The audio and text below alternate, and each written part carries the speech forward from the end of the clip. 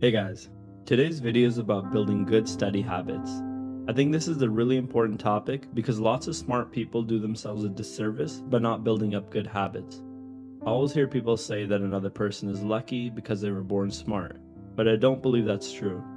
In university, the differences in grades simply come down to who has the best study habits. The steps I'm going to outline in this video will actually help with changing any sort of habit, but I'm going to talk about everything in the context of school. Let's start by talking a bit about habits in general. Our habits essentially make us who we are, so we have to choose them wisely. What we do every day will ultimately define whom we become. That's why it shouldn't come as a surprise that someone who studies and invests themselves in science every day will become a good scientist. Likewise, a good writer will write every day.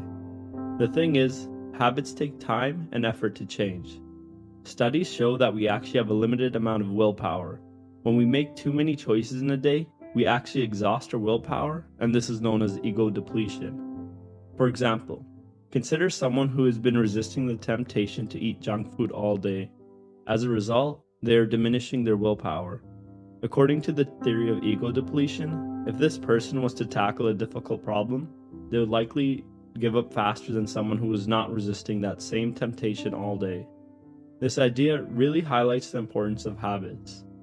Habits are automatic behaviors that we don't really need to think about, and because of that, we exhaust less willpower in the day. Now, I'll outline some simple steps for building good habits. The first step is planning. We need to carve out time in our schedules and really pinpoint a concrete place for the habit. According to a study published in the European Journal of Social Psychology, habits are best implemented alongside cues. For example, after dinner, I'll read for 30 minutes, or after breakfast, I'll go for a 30-minute walk. The basic structure is, if X happens, I will do Y. A common example that most of us already follow is, when I wake up, I'll brush my teeth. The study found that the level of automaticity, which is how automatic an action feels, rose asymptotically as participants continually performed the action. There are two main implications of this. This means that the first few days to months of building a habit are the most important. During that time, you really don't want to break the chain because even one day makes a huge impact on how automatic a certain action or behavior feels. Secondly, it also means that the more you perform an action, the less willpower will be required to perform it again. This means that the more you do an action, the easier it is to keep doing it and the harder it is to break it. This can be a good thing if the habits we create are good for us, and a bad thing if the habits we create are bad for us. It was also shown that the amount of time to form a habit varied for each individual. Although the median time to form a habit was 66 days, individual times fell between 18 days and 254 days.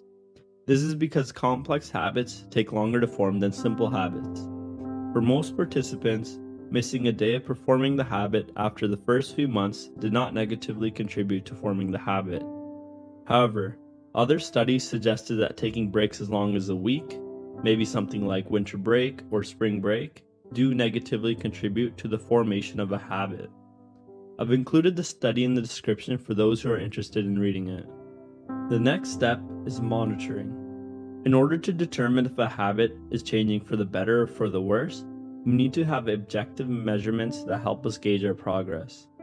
We have to quantify the habit. For example, if we want to lose weight, we should be tracking the amount of calories we eat and the amount of exercise we perform. Studies have shown that there's a significant correlation between self-monitoring, weight loss, and exercise frequency. I can say from my own personal experience that it doesn't just stop at exercise. Once we know the numbers associated with a habit, we can take small steps to improve them in the directions we want. For students who want to have better study habits, they may want to consider the Pomodoro technique, which I briefly talked about in my 6 time management tips video. Pomodoros help quantify the amount of studying a student does daily. Once you have this information, you can take educated steps to achieving the results you want. For example, let's consider a student who studies 4 Pomodoros a day, which are each 30 minutes long. That means this student studies 2 hours total in a day. If they feel that they aren't studying enough and want to build a habit of studying longer, they can slowly increase their time. They can add one Pomodoro or 130-minute studying block for the first week or month, bringing their total study time to 2.5 hours.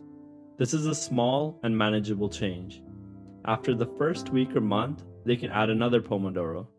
They can repeat this cycle until they are studying as long as they feel is a good amount of time. In Gretchen Rubin's book, Better Than Before, she dedicates a whole chapter towards monitoring. Based off her findings, she claims that accurate monitoring helps determine whether a habit is worth the time, money, or energy it consumes. I would also add that it helps us make educated, small, and manageable changes to improve our habits. The next step is convenience. The easier it is to do something, the more likely we are to do it. That's why it's important to make any habit that we want to keep as convenient as possible. In Rubin's book, she finds that her sister Elizabeth uses Jenny Craig to lose weight. When she discussed it with her sister, Elizabeth said that it was convenience that made it easy to stick to the diet. If you're not familiar with Jenny Craig, it's a dieting program in which all the meals are pre-packaged for you, and all you have to do is warm up the food. The reason it's so successful is because it creates a lot of convenience for dieting. The same rule applies to any other habit we want to keep. In order to make going to the gym easier, I pack my workout bag before I go to sleep and leave it by the front door. On my way to school the next morning, I grab the bag, throw it in my back seat, and then hit the gym on the way home from school. During stressful times like exams, I find it easier to eat healthy when I cook my food in bulk and then store leftovers in the fridge to eat the next day. This way, I don't have to worry about cooking every day and can focus on studying. Here are some quick convenience ideas. Want to be more social but busy with school? Make a study group or join a club on campus.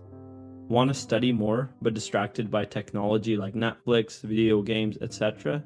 Disconnect all the relevant technology and give it to someone to hide from you.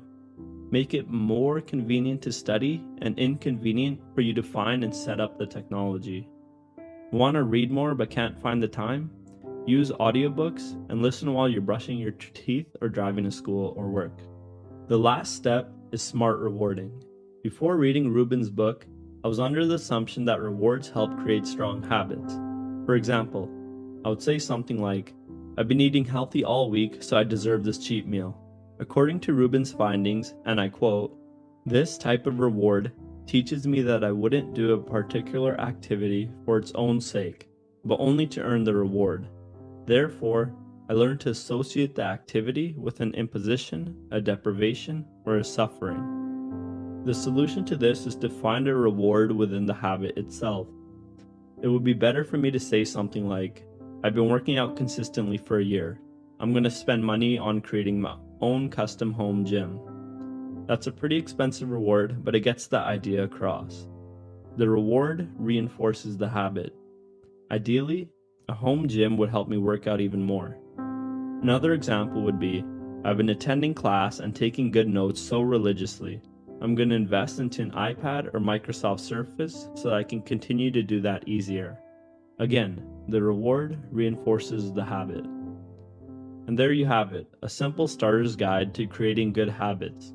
We start with planning a habit, followed by monitoring it, then making it convenient as possible, and lastly, rewarding ourselves with something that reinforces the habit.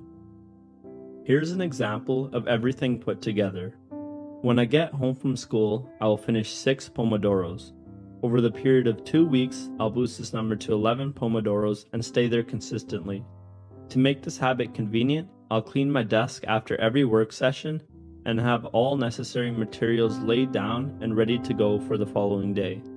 If I study consistently for a month, I'll buy a new iPad to streamline my note-taking process or a new app to make me more productive.